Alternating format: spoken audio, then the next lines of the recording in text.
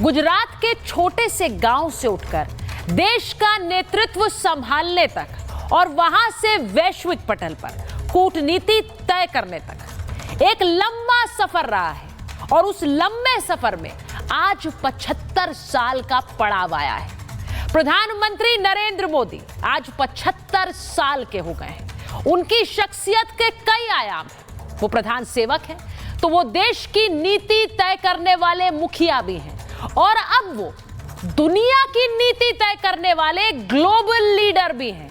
Global leader who's made in India. जी हां, क्या प्रधानमंत्री नरेंद्र मोदी आज इस दुनिया की कूटनीति की धुरी बन गए हैं? आज इस पर बात कर रही हूं। प्रधानमंत्री को सबसे पहला बधाई संदेश अमेरिकी राष्ट्रपति डोनाल्ड ट्रंप से आया। वो ट्रंप जो टैरिफ पर धमकी देते रहे, भारत पर रूस यूक्रेन जंग को फंड करने का इल्जाम लगाते रहे, अब प्रधानमंत्री की तारीफ भी कर रहे हैं और उनके जंग रोकने के, जी हां सुनिए इसे, उनके जंग रोकने के प्रयासों की सराहना भी कर रहे हैं। क्या ये रातों रात हुआ है? ट्रंप जो भारत पर शक्ति, जो यहां पर अपनी शक्ति दिखाते थे, जो कोड में आने से मना करते थे, कभी भारत आने के संकेत भी दे रहे हैं अब, और उनके प्रतिनिधि नरेंद्र मोदी की तारीफ के कसीदे भी पढ़ रहे हैं। यह सब रातों रात नहीं होता है। भारत अमेरिका के रिश्तों की अहमियत डोनाल्ड ट्रंप को याद दिलानी पड़ी है और उसके लिए कूटनीतिक दांव पेच चले जाते हैं। यह कूटनीति जो भारत को और भारत के हितों को आगे रखकर काम करती है।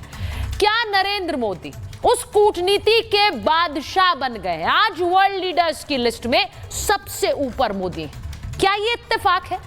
बहुत से विरोधी ये बात कहते हैं कि ये तो सिर्फ दिखावा है। प्रधानमंत्री के विरोधी सवाल उठाते हैं कि ये कूटनीति तो फेल है। लेकिन दुनिया का कौन सा देश है जो आज अमेरिका रूस को साथ में साध कर चल पा रहा है? कौन सा ऐसा नेता है जिनके लिए माय फ्रेंड मोदी कहकर संदेश ट्रंप भी देते हैं और पुतिन भी भेजते हैं? जरा याद करिए और बताइए मुझे।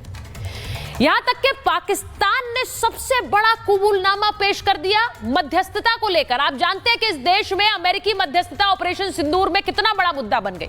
यह कबूलनामा जो साबित कर रहा है कि भारत में कभी अमेरिका की मध्यस्थता स्वीकार ही नहीं की गई। पाकिस्तान के विदेश मंत्री बता रहे हैं एक इंटरव्यू में कि अमेरिका ने मध्यस्थता की पेशकश की लेकिन भारत ने उसे ठुकरा दिया, यह कहते हुए कि यह द्विपक्षीय मुद्दा है, इस पर हम फैसला लेंगे। इससे बड़ा कबूलनामा भारत की कूटनीति और विदेश नीति पर क्या होगा जरा सोचिए। डोनाल्ड ट्रंप के मध्यस्थता के बयान पर जिन जिन लोगों ने यहां पर प्रधानमंत्री मोदी से सवाल पूछे, क्या वो अब माफी मांगेंगे और उस कूटनीति की तारीफ कर पाएंगे जिसके चलते प्रधानमंत्री मोदी ने कभी ट्रंप को गलत नहीं कहा, लेकिन सच्चाई तो खुद ब खुद सामने आ गई। आज महाभारत में इसी कूटनीति के किंग की बात करने वाली एक जल्दी से रिपोर्ट देखिए, उसके बाद मेरे मेहमान जुड़ेंगे।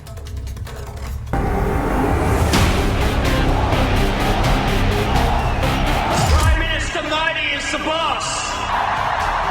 Modi, he's a friend of mine. He's great. The Prime Minister Modi has been a major leader. Are champion among leaders. कूटनीति का किंग कौन?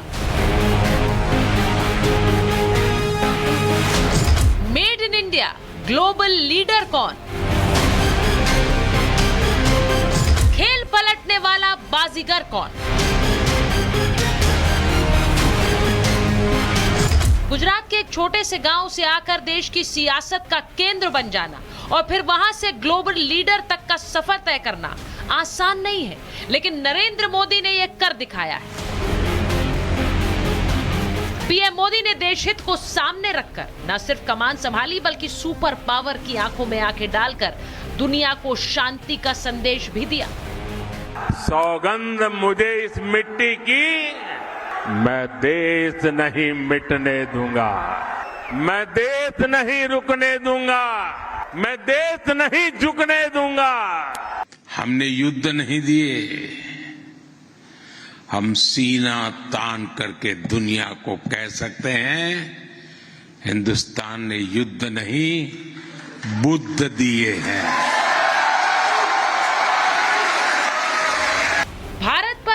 जब संकट आया मोदी ने खेल पलट दिया। वो ट्रंप जो कुछ दिन पहले तक भारत को धमकी दे रहे थे, भारत पर रूस से तेल न खरीदने का दबाव बना रहे थे, अब पीएम मोदी को सबसे पहले बधाई दे रहे हैं। ट्रंप ने अपनी पोस्ट में लिखा, अभी अभी मेरे दोस्त प्रधानमंत्री नरेंद्र मोदी से फोन पर बहुत अच्छी बातचीत हुई। मैंने उन्हें जन्मदिन की ढेर सारी शुभकामनाएं दी। वो अद्भुत काम कर रहे हैं। नरेंद्र, रूस और यूक्रेन के बीच जंग खत्म करने में आपके सहयोग के लिए धन्यवाद। जो ट्रंप भारत पर रूस से तेल खरीदकर जंग भड़काने का आरोप लगा रहे थे, वो अब मोदी को उनके युद्ध रोकने के प्रयासों के लिए सराह रहे हैं।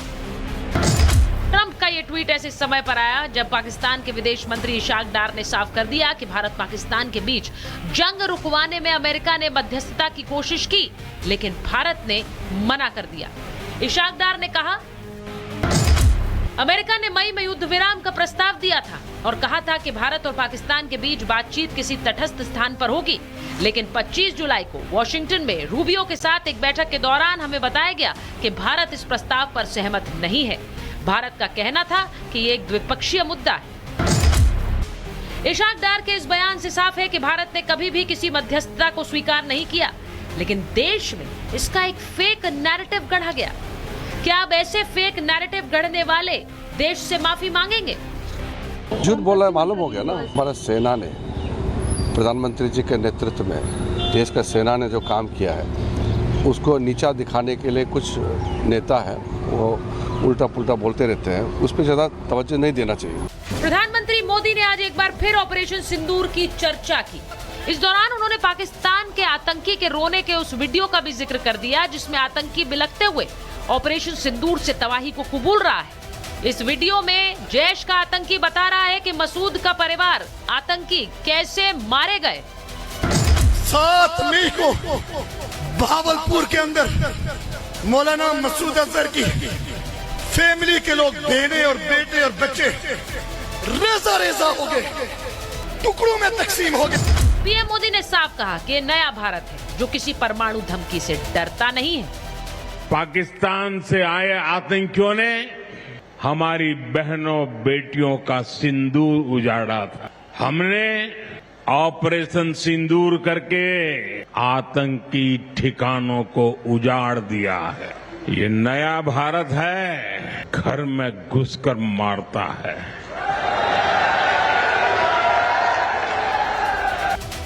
प्रधानमंत्री मोदी की स्ट्रॉन्ग लीडरशिप का असर है कि दुनिया आज भारत का लोहा मानती है।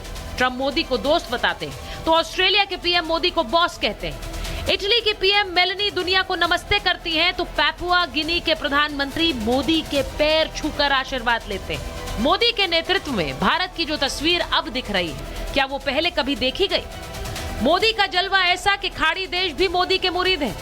अबू धाबी में मंदिर बनकर तैयार है तो सऊदी अरब, यूएई और कुवैत जैसे देशों ने मोदी को अपने देश का सर्वोच्च सम्मान दे दिया है।